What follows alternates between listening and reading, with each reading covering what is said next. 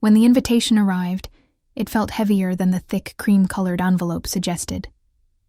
I held it in my hands, tracing the embossed letters that spelled out my husband's name, and by extension mine. The thought that this single piece of paper would transport me into a room full of men who defined success in ways I had only observed from the outside made my stomach flutter. I was excited. This was an opportunity to step into their world, to see the people who orchestrated multi-million-dollar deals and commanded respect with a single nod. But underneath that excitement, a subtle tension coiled around my chest. I worried about being noticed for the wrong reasons, about the inevitable whispers about my lack of corporate pedigree. I imagined their eyes sizing me up, measuring my worth and accomplishments I hadn't been expected to need. Even the small talk with my husband earlier that evening had carried a faint edge of warning, a reminder that I was entering a space where my presence alone would be judged. The anticipation mingled with anxiety, but I told myself I would hold my ground, that tonight I would be more than a guest. I would be seen. The moment we stepped through the grand doors, a wave of cold, polished gazes swept over me. The marble floors reflected the glittering chandeliers, but I barely noticed the opulence. My attention was fixed on the faces that seemed to silently evaluate my every step. "Ah, you must be his wife," a man said with a thin smile that didn't reach his eyes. "I've heard so much. Though I suppose not much about your own work?" I forced a polite smile, nodding, while inwardly bracing against the sting of his words. Another guest leaned in, whispering just loud enough for me to catch. "She's charming in a simple sort of way." I felt heat rise to my cheeks, half embarrassment, half defiance. Every introduction came with a subtle jab disguised as courtesy. A pause too long before a handshake, a comment about appearances, a suggestion that I didn't quite belong. I caught snippets of laughter that seemed directed at me, muffled yet sharp, like tiny knives grazing my confidence. My husband squeezed my hand, but I sensed his discomfort did little to shield me. Each exchange left me unsettled, yet beneath the unease a quiet resolve began to form. I would not let these judgments define me. Not tonight, not ever. We had barely moved past the appetizer when a tall, sharply dressed man approached, his presence commanding the space like he owned the room. "So, you're the famous Mrs. Thompson," he said, smirking in a way that made my stomach drop. "I hear you're, well, a nobody in this world of serious business." The words hit me like ice water. I froze, smiling weakly while my mind raced. A nobody? How dare he reduce me to nothing in front of all of them? My cheeks burned, but more than embarrassment, I felt a surge of anger rise inside me. I had worked, struggled, built skills and confidence in ways they would never understand, and yet, here I was, diminished to a punchline. I wanted to snap, to reveal the reality of my influence, but I stayed silent, biting back the words that would have shocked the room. My husband, engrossed in conversation with another guest, remained oblivious to the blow delivered right at my dignity. I could feel the shift in the room. The subtle glances, the tiny nods, the judgment of everyone watching. They think I'm invisible. They think I can't fight back. They have no idea. And in that instant, a quiet but burning determination sparked within me. I would not be a nobody. Not now, not ever. As I retreated to the powder room under the guise of checking my makeup, my mind drifted to the life they didn't see. I remembered the nights I stayed late at the marketing firm, crafting campaigns that doubled revenue while my ideas were dismissed as cute or unpolished. I remembered walking into boardrooms as the youngest strategist, watching older men scoff, only to have my recommendations adopted quietly, months later with credit going elsewhere. Every promotion I earned, every contract I negotiated behind the scenes, had been a battle fought in silence. And yet tonight, these men in tailored suits acted as if none of it mattered, as if my achievements could be reduced to a punchline at a dinner table. The contrast was almost surreal, their arrogance, their ignorance, and my invisible power. I felt the familiar sting of being underestimated. But this time it didn't make me shrink.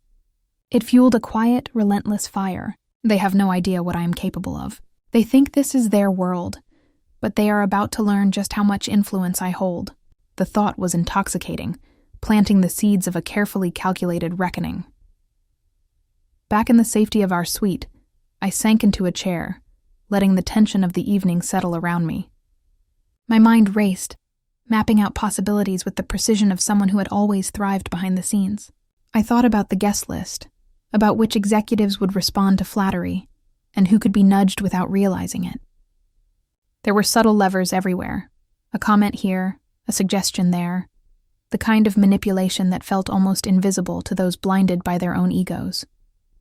I recalled a recent contract my husband's company had signed, one I had quietly advised on, and I realized I could hint at my hand in these deals, planting seeds of doubt and recognition.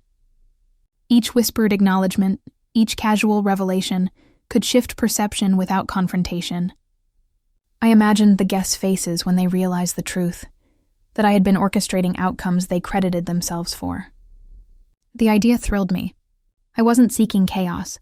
I sought recognition, justice in its purest form, and a moment where their arrogance would collide with reality. Every mental step built a plan both subtle and irresistible, a calculated path from humiliation to triumph, one that would leave them questioning not just my presence, but their assumptions entirely. Back at the dinner, I returned with a calm I hadn't felt when first entering the room. I moved through conversations like a conductor, guiding the rhythm without anyone realizing I was in control. When a CEO began boasting about a recent acquisition, I asked a pointed question about the logistics, the financing, and the regulatory hurdles, details only someone with insider knowledge could know. Their eyes flicked to me, surprise flashing, but they masked it with polite nods. I gently redirected a discussion about market strategies, offering observations that hinted at my awareness of contracts and negotiations, without overtly claiming credit. A few guests leaned in, intrigued, while others exchanged glances, suddenly reconsidering their assumptions. Every word I spoke carried the weight of someone who understood the stakes, who had silently shaped outcomes they believed were theirs alone. The subtle shifts in attention, the tiny pauses, the recalculations behind their polite smiles, all fed a growing tension in the room. By the end of the course, I wasn't invisible anymore. I was a presence they couldn't ignore, a quiet force bending the conversation toward recognition and acknowledgement. As dessert plates were cleared, I leaned slightly toward the table, letting my voice carry just enough to reach the right ears. "It's funny," I said lightly, "how that East Coast merger went through so smoothly. I never expected it to impact so many of your companies positively." There was a pause. Eyes widened, forks froze midair. I let the moment linger, smiling as subtle recognition flickered across faces. Some tried to mask it, nodding politely, while others exchanged quick, incredulous glances. Inside, a quiet thrill ran through me. For the first time tonight, they were seeing the reality beneath my calm exterior, sensing the influence I had wielded without fanfare or announcement. I watched as the whispers began, speculation spreading like wildfire, some in disbelief, some grudging respect. The tension in the room shifted. The air was charged, thick with realization. I felt a deep, satisfying surge of power, knowing I had planted the seed that would grow into astonishment, and perhaps just a hint of fear. I waited until the chatter had softened, then picked up the folder I had tucked under my arm earlier, pretending it contained nothing of interest. "Actually," I said, flipping it open and letting my hand rest on the top sheet, "I approved the year-end bonuses for every department last month, and the contract extensions for the East Coast clients. That was me as well." The room froze. A man sitting across from me nearly dropped his wine glass. "Wait, what?" he stammered, eyes darting to the folder, then back to me, disbelief written all over his face. Another executive's jaw tightened. He swallowed hard, trying to mask the shock with a cough. Whispers erupted like a rising tide. I didn't realize," someone muttered, voice faltering. I smiled calmly, sipping my drink, letting the weight of recognition settle over them. Every incredulous glance, every subtle frown, felt like a small victory. The man who had called me a nobody looked as if the air had been pulled out from under him. I could see him calculating, trying to reconcile the woman in front of him with the shadowy force behind the contracts he'd once boasted about. The humiliation was subtle, yet absolute. They had assumed I was invisible. Now, the truth hit like a wave, undeniable, inescapable, and entirely mine. Just as I thought the room had absorbed the full weight of my revelation, a senior guest cleared his throat, his tone dripping with condescension. "Well, I'm sure you had some guidance from your husband. he said, a patronizing smile tugging at his lips. I felt a flicker of irritation, but I let it simmer beneath the surface. Calmly, I looked him in the eye and replied, "Actually, every recommendation, every approval came directly from me. I suppose it's easier to assume I couldn't have done it myself than to acknowledge competence where it exists." The table fell silent. A nervous laugh tried to break the tension, but it died quickly under the weight of my steady gaze. Their attempts at dismissing me now seemed almost laughable. I let my words linger, measured, deliberate, leaving room for reflection and discomfort. The satisfaction of seeing him squirm without raising my voice was intoxicating. I didn't need aggression. The truth itself served as the most cutting instrument. In that moment, I realized the balance of power had shifted irrevocably. Those who once underestimated me were left grasping for footing, while I, quietly, held the undeniable upper hand. When the wine glasses were refilled, I raised mine, capturing everyone's attention with a calm, measured smile. "To a year of remarkable achievements," I began, letting my words flow smoothly. "And to the incredible teams who made it all possible. I'm grateful to have played a part in guiding these efforts, and I've been continually inspired by how everyone's dedication turned challenges into triumphs." The room fell silent, each guest realizing the subtext behind my words. Eyes widened as they connected the dots. My hand in decisions they had once assumed were theirs alone. Murmurs rippled through the table, a mixture of awe and disbelief. Heads turned toward me, nods tentative at first, then more confident, acknowledging the quiet authority I had demonstrated all evening. Every glance, every whispered recognition, reinforced the shift in power. I felt a surge of satisfaction. The tension had reached its peak, the drama now fully realized. By the time I lowered my glass, the reality was undeniable. The woman they had dismissed as inconsequential was the architect of outcomes they had spent years claiming credit for. As the murmurs and whispered acknowledgments circulated around the table, I felt a quiet swell of pride. They were no longer seeing me as an outsider, a nobody who could be dismissed without thought. Each glance that lingered a moment too long, each subtle nod, reinforced the truth I had known all along. I had been underestimated, but never powerless. Sitting back in my chair, I allowed myself a private smile, savoring the satisfaction of recognition earned without a single shout or dramatic outburst. The room buzzed with a newfound respect, a silent acknowledgement of the influence I had quietly wielded. I thought of every time I had been overlooked, every subtle insult, every assumption that I was incapable. The contrast between then and now was intoxicating. For once I felt completely seen, completely validated.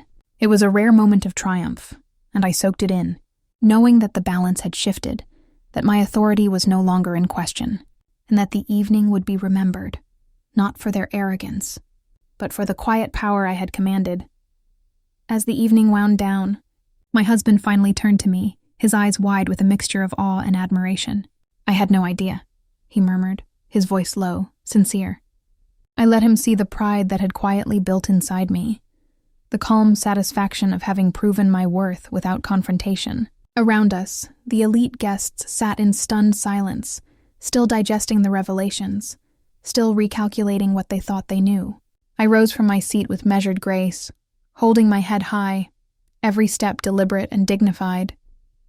There was no gloating, no overt triumph, just the quiet authority of someone who had been underestimated for too long, now fully recognized. The weight of past dismissals melted away as I walked out of that room, leaving behind astonishment, subtle humiliation, and a clear message. Underestimating me had been a mistake they would not forget. In that moment, empowerment, validation, and karmic justice coalesced into something deeply satisfying, an emotional closure I had earned with patience and precision. Later, in the quiet of our car ride home, I let myself breathe, finally allowing the adrenaline of the evening to ebb. The victory was undeniably sweet. The look of disbelief on their faces, the subtle acknowledgments, the shift in my husband's perception. All of it lingered like a warm, satisfying glow.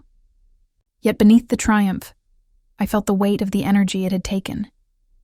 The careful planning, the mental rehearsals, the constant restraint to remain composed while anger simmered beneath the surface.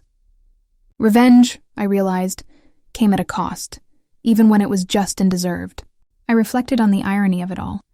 The satisfaction of asserting myself against those who belittled me contrasted sharply with the quiet exhaustion of having to prove my worth to people who should never have questioned it. Still, the evening had changed everything. I had reclaimed my power, earned my recognition, and stepped into my authority fully. And as the city lights blurred past the window, I felt a deep human satisfaction. Not just in the triumph, but in knowing I had done it on my own terms, with dignity intact.